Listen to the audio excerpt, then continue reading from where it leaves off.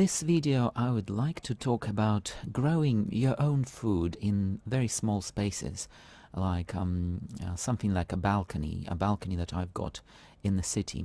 It's not huge amount of space, but nevertheless it is possible to grow many useful things, and I certainly have been growing cherry tomatoes and picking them throughout summer and autumn.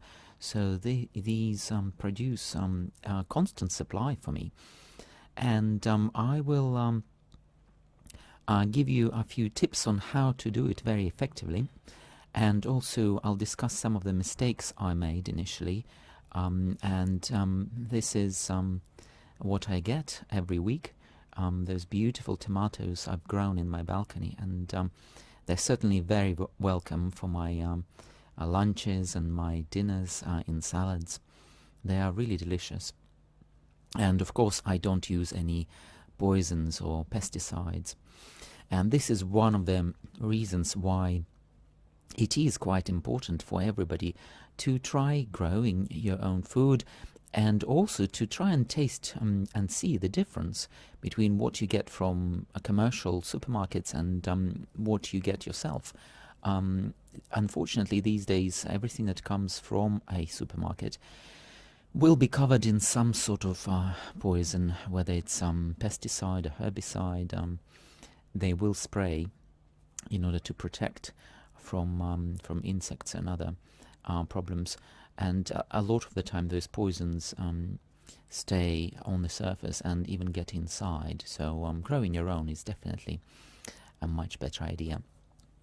So, first I will talk about some of the mistakes I made initially. I really wanted to grow cherry tomatoes because I always liked them. They're tasty, they're juicy, and they seem like something that should be easy to grow.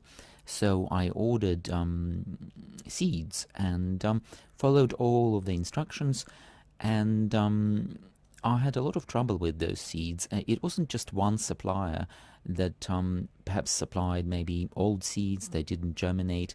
I tried a variety of suppliers, and trying to germinate tomato seeds can be quite tricky. You know, I did try and followed all of the instructions, but it wasn't working for me. And then, you know, out of desperation, I picked some of the organic cherry tomatoes that I eat normally from a supermarket, and all I did, I simply cut them in half, and I then put each half about an inch deep into compost. And would you believe it? Several weeks later, I had a very healthy green shoot coming out of those halves. You know, each produced healthy plant for me. So that was certainly an inspiration. And even more interestingly, not only it produced very healthy plants, the tomatoes, the actual cherry tomatoes it produced later were so tasty, they were so juicy, they were sweet and a little sour, and they were just perfect. I couldn't have wished for anything better, really. And from then on, I decided this is how I'm going to grow my cherry tomatoes. I'll just pick the ones I really, really like, the ones that are organic, tasty and delicious. I simply will cut them in half and drop them in the soil. And this method certainly did work for me. And all these bushes that you see now, it's raining at the moment, and I'm sure my tomato plants are loving it, but all those bushes and these tomatoes that you can see are me holding, all of them were produced using this method. You basically cut one tomato in half, bury each half in soil about an inch deep, and you just water the container, or wherever you do this. And this is what you see now on photo. This is my harvest. Not this year. This was a year before. And here you can see some of my cherry tomatoes, and very large variety, very large tomatoes, and apples, and even rhubarb. And even some chrysanthemums.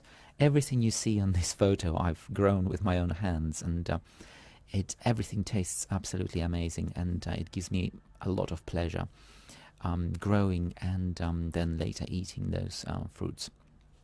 And here I'm also trying to show you blooming basil herb. This is something that certainly is also very useful. If you are growing tomatoes, you can also grow basil, which grows very easily. And I also found that insects and pests, they don't really like basil, so it's a nice insect repellent. I certainly haven't seen any aphids on them. Aphids are, and also tomato plants, aphids don't seem to like them. So, and I haven't seen any other insects trying to do anything with tomatoes. I think it's to do with the fact that the green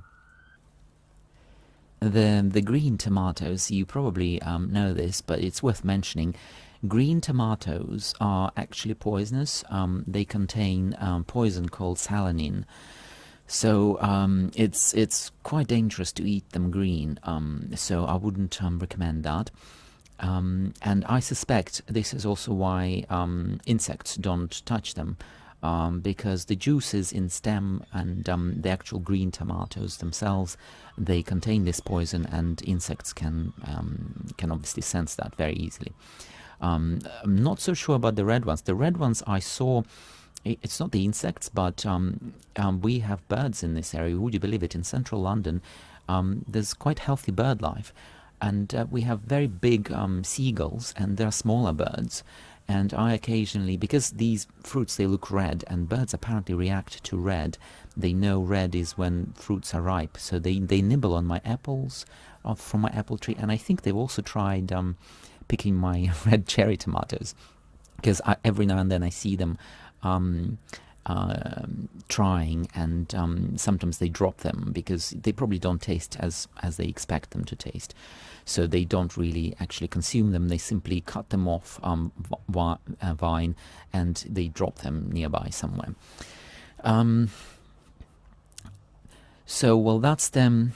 That's these are the only troubles I ever had with insects. Another thing that I think is worth mentioning is that during my experimental phase, when I was trying to experiment how to grow them and what's best for them, I was also recommended when I think there were a couple of times that the leaves weren't green enough. Leaves were getting too yellow too quick, and someone recommended a tomato feed. It's a special type of feed that's designed specifically for tomatoes. And I did try that, and I can't really say it produced huge difference. I think what really worked best for me, simply using very good compost. So I know when I use very good compost, my tomato plant will be happy and healthy. And I also found that during the phase when they produce flowers and fruits, the vine becomes very thirsty. So I noticed that skipping even a day or two, during summer months I do try to water all my plants on a daily basis, but skipping even during one day or a couple of days immediately makes the vine go dry. Not completely dry, but it's noticeable that it's really feeling quite thirsty, and it needs this water supply. Obviously, if it's in a pot, this is how I'm growing.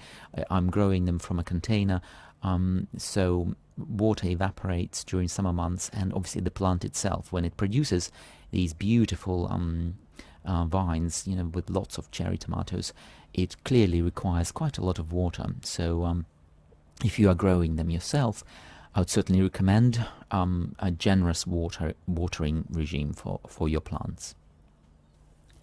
Also, something useful to know is pollination. When I was preparing to grow those, I read many articles, and it was recommended that potentially it would be necessary to pollinate your tomato plants by hand. But luckily, in my case, because I also grow lavenders and other plants, I get a lot of bumblebees and general bees, honeybees, coming round to pollinate all the different plants, and they clearly do prefer things like lavenders and beautiful flowers. Particularly, they like purple, sort of purple, dark red, those kind of colors. Tomato plant produces yellow flowers, and they're very small. But interestingly, I think they also do land on them, and they do pollinate them they don't miss them. Although I don't see them very frequently on those tomato plants, but I've never had any trouble with my plants. Well, this video was meant to be fairly short, so I'm going to wrap now. Hopefully this was useful for you. Please do click on like and on subscribe, and I'll see you again in the next video. Thank you.